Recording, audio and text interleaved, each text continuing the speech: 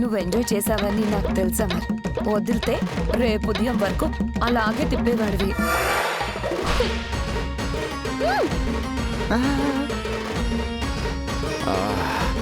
మనోహరి, రేపు కూడా మనం అవుటింగ్ కదా?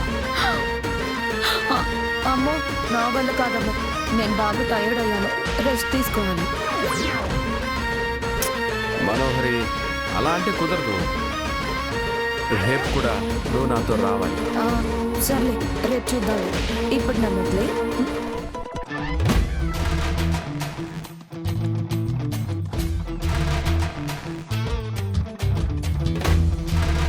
Hi care taker, dinner ready చేసావా?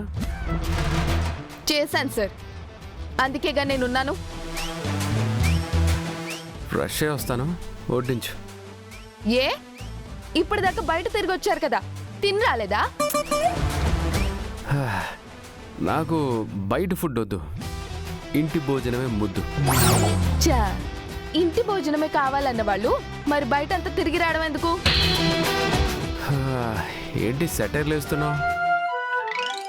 అయ్యో సార్, మిస్ అమ్మ మూడేం బాగాలేదు, అందుకే తను ఏదేదో మాట్లాడుతుంది. సార్, ఇంతకు మీరు ఎక్కడెక్కడెక్కడెక్కడ తిరిగి వచ్చారు? ఏమేమేమేమేం చేశారు?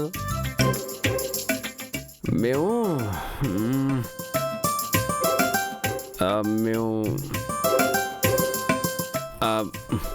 గుర్తులేదు, మర్చిపోయాను. ఇద్దరు కలిసి బాగా ఎంజాయ్ చేసి వచ్చారు కదా, అప్పుడే మర్చిపోయారా? హలో, మా విషయాలు మీకెందుకు? అవునులే, మీ విషయాలు నాకెందుకు, అలాగే మీ భోజనం కూడా నాకెందుకు. మనోహరిని పిలిచి వడ్డించుకొని తినండి బాగా.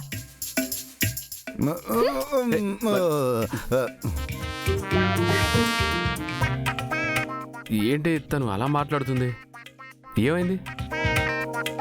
ఇట్రా రాథోడ్, పొసెసివ్నెస్సా? అంతే అయి ఉంటుంది సార్. నేనెవరితోనో బయటికి వెళ్తే తనకెందుకయ్యా పొసెసివ్నెస్?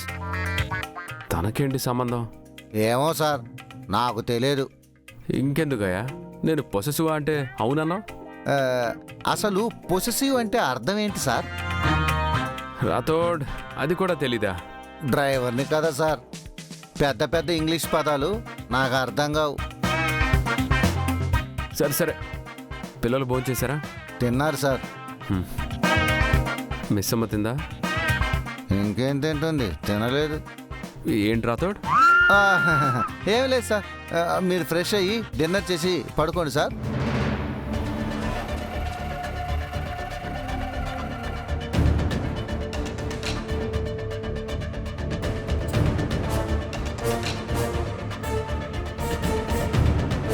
నేను మనోహర్తో బయటికి వెళ్తే బాగీ ఉడుక్కుంటుందంటే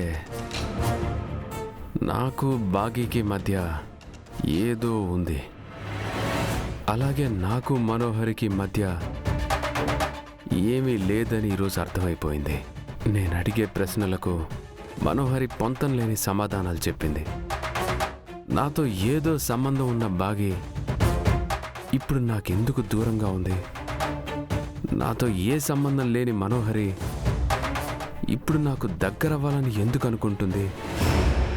తెలుసుకోవాలి.